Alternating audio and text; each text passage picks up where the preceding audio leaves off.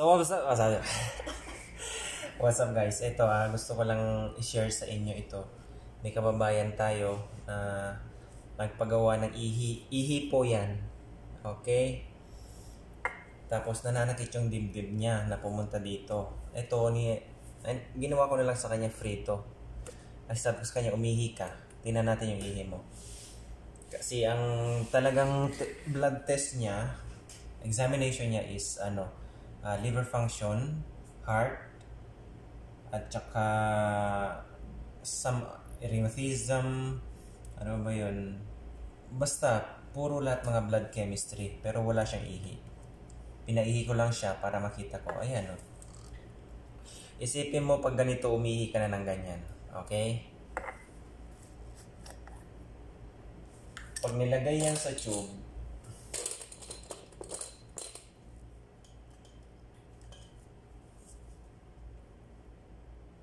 tingnan nyo yung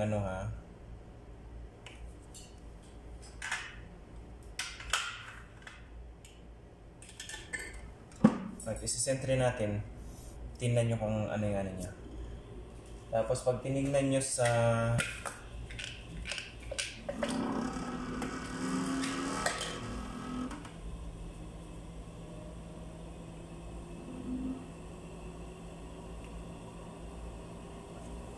umiihi na si kabayan ng dugo. Bakit ko ito sinasabi sa inyo? Okay. Sa lahat ng mga umiinom ng energy drink. Okay? Kasi in-interview ko si kabayan. Ang trabaho niya dito ay nagde-deliver. So, tracking. Nagde-deliver sila ng mga goods kahit sang lupalop dito sa may Kingdom of Saudi Arabia. So, ang sinabi niya sa akin, actually sobrang sakit ng dibdib niya daw. Kasi ito yung dugo niya. Sobrang dilaw na, di ba? Dapat ganyan ng normal. Oh. Kita niyo ba yung diferensya? Oh. Kita ba yung diferensya sa dugo ni kabayan? Ito yung kay kabayan. Oh. Ito. Oh.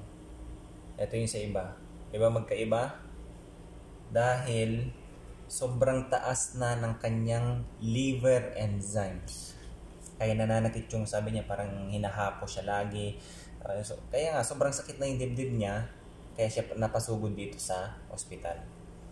Okay. Ito ay para doon sa mahilig uminom ng energy drink. Yan ang sabi niya sa akin.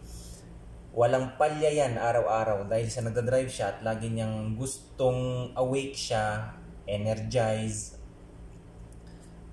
Ayan ang napala ni kabayan. Okay? Sa isang araw siguro nakakainom siya ng, kasi yung sabi niya lang sa akin pwedeng depende sa biyahe. Minsan 3 biyahe, malalayong mga 900, 1,500 kilometers ang 3 ang pinakamarami niyang tinitake is 8 na energy drink. Okay, so ito lang gusto kong i-share sa inyo na hinay-hinay sa pag-take o pag-inom ng energy drink. Kasi si kabayan sobrang palpitated na siya. Nagpa-palpitate na talaga si kabayan. Sobrang ang taas ng kanyang, feeling ko may natamaan na yung kanyang kidney at liver. Oh. So ito yung sinasabi ko sa inyo. Pag sinentry ganyan, ano ang laman? Puro dugo na yan. So galing yan dyan, di ba? Malinaw pag wala yung dugo.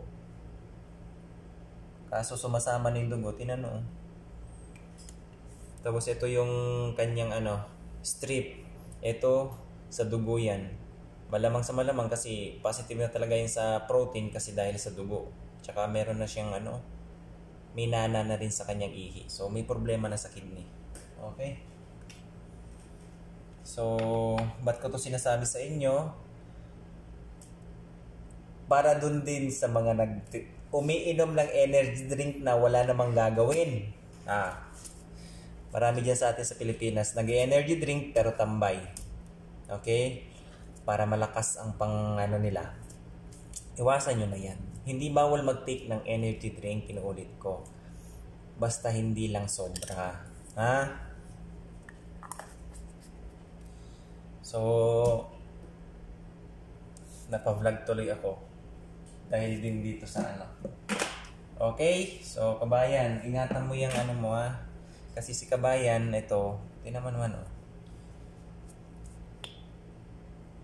Sobrang sakit ng dibdib, sobrang sakit ng likod, andyan na lahat yan. Akala niya noon dahil lang sa pagmamaneho, kaya nasakit yung likod. Kaya sabi ko, sige nga, try mong umihi. Ayan, pinaihi ko. Hindi pala dahil sa pagmamaneho, dahil sa iniinom niyang energy drink. Shout out! Shout out dyan ha, sa mga umiinom na madalas ng energy drink. Okay? Hinay-hinay. Okay? Hindi naman pinagbabawal sa inyo yan, pero huwag kayong sugaba. Abuso na yan pag ganyan. Kung sasabihin nyo gaya ni kabayan na dahil sa trabaho, kailangan lagi kang attentive, lagi kang alert, lagi kang hyper, kaya siya nag-energy drink. Aanhin mo naman yan. Pag kailangan matulog. Aanhin mo naman yan na i-deliver mo naman yung goods mo. Perwisyo naman sa katawan mo. Okay? Kaya inulit ko yung marami dyan sa atin ngayon na umiinom ng energy drink na wala namang ginagawa. Saan ka makakita ng ganyan? Sa Pilipinas lang. Totoo yan. Nakikita mo sila umiinom ng energy. Bakit pre? Wala pre. Wala akong gagawin eh. Kaya ito, energy drink lang muna.